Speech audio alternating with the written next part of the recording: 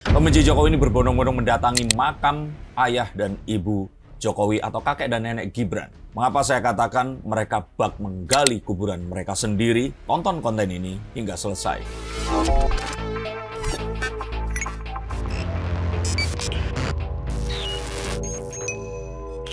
Halo Sainsikers, kembali berjumpa bersama saya Denny Darko. Tidak ada yang namanya misteri, yang ada adalah tanda-tanda yang kita semua coba untuk mengerti. Bagaimana komentar kalian? Mereka ini mendatangi tempat yang dianggap dihormati, tempat di mana orang yang disayangi dan dianggap paling dihormati ini disemayamkan, dan mereka membuat konten di mana membahas pertanyaan atau legalitas ijazah dari Bu Iriana dan mempertanyakan juga asal-usul keluarga Jokowi. Mengapa saya katakan bahwa ini adalah gong atau penanda bahwa mereka pasti akan dipidana? Dr. Tifa dan teman-temannya lah ya, sempat menginvestigasi bahasa mereka makam dari ibunda dan ayahanda Pak Jokowi, yang mana menurut mereka menemukan banyak temuan yang cukup janggal. Salah satunya isu tentang Asal-usul. asal-usul Pak Jokowi, dan isu tersebut, isu yang janggal itu menurut Dr. Tifa yang dikatakan dalam podcastnya Mas Refli Harun, bahwasanya Ibu Sujiatmi ini bukan ibu kandung Pak Jokowi. Lantas menurut Mas Denny Darko seperti apa? Ini jadi meluas seperti ini. Sebelum kita bahas tentang apa yang menjadi bahasan mereka, saya pikir ini sesuatu yang nggak etis dan harus segera disampaikan kepada masyarakat bahwa cara-cara seperti ini sejatinya itu ya nggak beretika, karena datang ke makam, ke tempat yang untuk orang-orang Asia, terutama orang Asia Tenggara, ya Asia lah ya sebenarnya, kita sangat-sangat meninggikan tempat tersebut, tempat yang merupakan peristirahatan terakhir orang yang kita sayangi. Dan saya nggak mencoba untuk mendramatisir ini tadi, tetapi jika saja mereka men-shoot itu, terus kemudian mereka membahasnya di tempat yang lain, it's okay. Mereka membahas di situ dan mengajak orang-orang untuk mempertanyakan hal-hal yang ya buat saya akan mendiskreditkan Jokowi. Tujuan mereka seperti itu tadi. Nah, kita harus selesai di situ dulu bahwa yang kita kecam bukan upayanya. Kalau upaya untuk mempertanyakan, upaya untuk berusaha menantang nalar dan fakta, ini sesuatu yang dilindungi oleh undang-undang. Tetapi dilakukan di tempat yang salah, ini akan jadi masalah. Nah, ini yang harus kita luruskan terlebih dahulu. Dan untuk ini, saya kira ya mereka di sini harus menyampaikan satu hal yang ya mengakui bahwa ini adalah sesuatu yang kebablasan dan sebaiknya nggak ditiru oleh orang-orang yang lain, karena ini akan menjadi sesuatu yang akan terus lebih, ya kalau saya boleh ambil kata itu, brutal lagi ke depannya. Ini satu hal yang melanggar privasi untuk datang bukannya berziarah, tapi malah melakukan hal yang seperti ini. Nah, perihal apakah ini meluas kemana-mana, ini kan sesuatu yang memang dari dulu itu sudah terjadi, di mana saat Pak Jokowi ini tidak bisa diserang, kali ini ada Gibran juga tidak bisa diserang, mereka berusaha menyerang yang lainnya. Ibu Pak Jokowi pun sudah kena serangan sebenarnya waktu 2 kali Pak Jokowi ini menjalani kontestasi Pilpres. Dan apa yang terjadi saat itu pun juga akhirnya tidak terkonfirmasi, terutama saat tuduhan-tuduhan bahwa Pak Jokowi keturunan Tionghoa, PKI dan sebagainya. Upaya-upaya seperti itu terus diarahkan.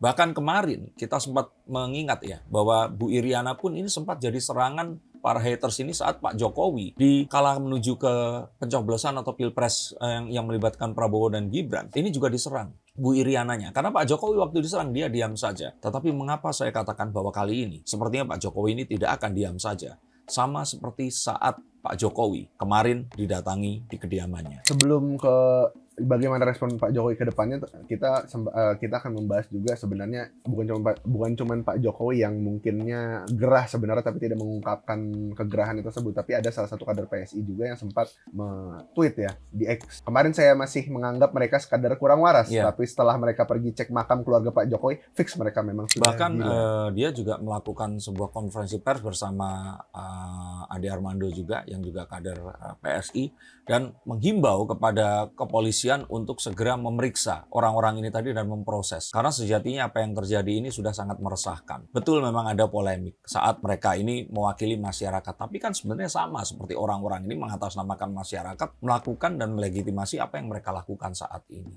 Ingat, apapun mengangkat hal, mempertanyakan ijazah Jokowi, Gibran, dan kali ini Bu Iriana itu ke depan publik, itu sesuatu yang sah-sah saja. Tetapi caranya di sini yang saya pikir ya ini sudah di luar kalau kita bilang apa yang sudah diajarkan oleh orang tua kita tentang bagaimana kita menghormati privasi seseorang dan bagaimana kita itu seharusnya tidak mengaitkan ini dengan seseorang yang memang sudah meninggal dunia. Betul jika mereka ternyata mau menarik logika ini kepada untuk menarik garis keturunannya kan kita harus memang mengetahui kakek dan neneknya, tapi kan nggak harus dilakukan di makam itu tadi. Memvideokan, terus kemudian menyebarkan. Bagaimana kalau ternyata nanti itu akan menjadi seperti sebuah pemicu kepada tindakan orang yang tidak menyukai Pak Jokowi, terus kemudian melakukan vandalisme terhadap properti itu tadi. Ini kan suatu hal yang sangat disayangkan.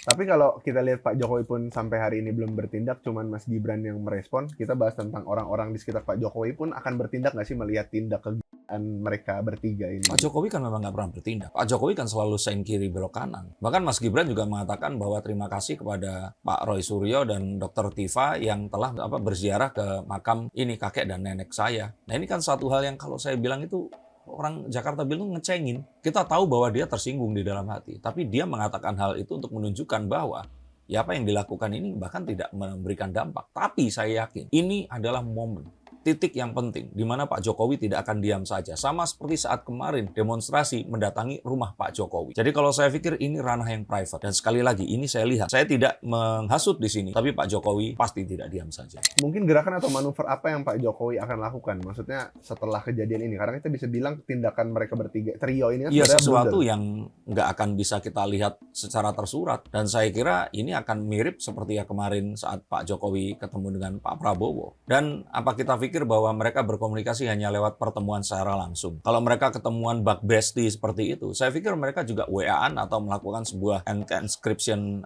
communication yang tidak akan bisa terlacak. Yang mana di situ juga pasti akan ada sebuah peringatan bahwa ya orang-orang ini itu sudah mulai meresahkan. Dan ingat sekali lagi saat mereka nanti, dan saya yakin atau sudah mereka ini akan membawa-bawa masalah hak untuk mengungkapkan pendapat, hak untuk menunjukkan sebuah fakta dan upaya investigasi berlatar belakang ilmiah karena mereka ini memiliki pendidikan yang lebih tinggi dibandingkan orang-orang yang lain, maka saya kira hal itu tidak melegitimasi datang ke makam, memvideokan tanpa izin, dan menyelipkan berita-berita yang saya pikir ini tidak bertanggung jawab ke dalam konten itu tadi, dan menyiarkannya. Tapi kalau kita bilang kan sebenarnya yang meresahkan ini juga, selain memang tindak tanduk mereka bertiga juga, ya kembali lagi penyebar apa yang mereka lakukan ini. Maksudnya salah satunya mungkin ada Mas Refly Harun yang terus-terusan untuk meng-up berita ini. Apakah juga akan terlibat, maksudnya Mas Refly Harun atau ada yang lain-lain? Ya saya kira beliau dengan latar belakang pakar tata hukum tata negara ini seharusnya lebih bisa mengerti ya. Tapi saya sayangkan saat itu dinaikkan. Saya mengapresiasi semua kontennya. Saya mengapresiasi apakah ini berlandaskan kebencian atau memang objektif. Upaya-upaya untuk memberikan framing tertentu kepada fakta dan berita yang memang ada. Ini sesuatu yang legal dan disahkan di negara demokrasi seperti Indonesia. Tetapi apa yang harus dilakukan ini harus di dalam koridor komunikasi yang beretika. Dalam koridor hukum.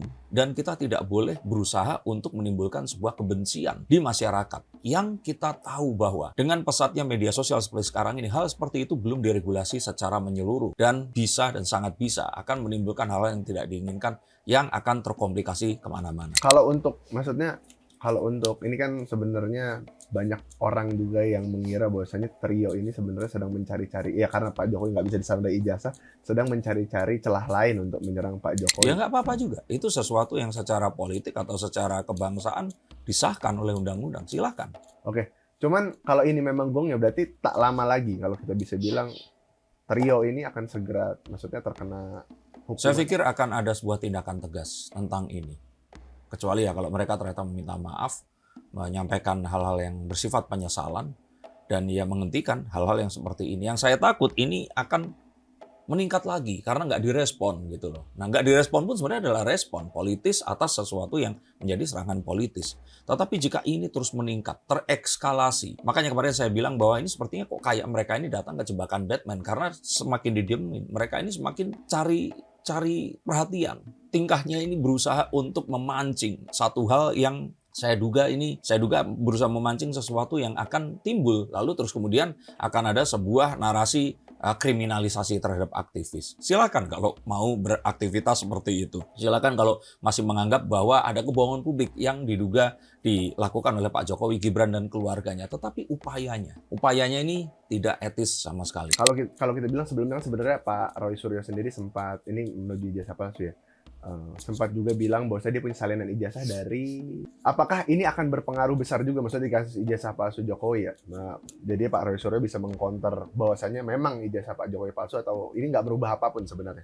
Saat Roy Suryo dan kawan-kawan ini mengajukan sebuah pitch atau ya versi mereka tentang ijazah yang diunggah oleh kader PSI, ini Roy Suryo memang mengatakan ada kejanggalan di sana. Dan saat mendapatkan ijazah ini, dan ternyata ini sama. Nah, mereka ini merasa bahwa mereka memiliki peluru baru. Tetapi dari awal, ini juga ijazah yang akhirnya di-shutdown oleh kepolisian dan dinyatakan bahwa itu asli.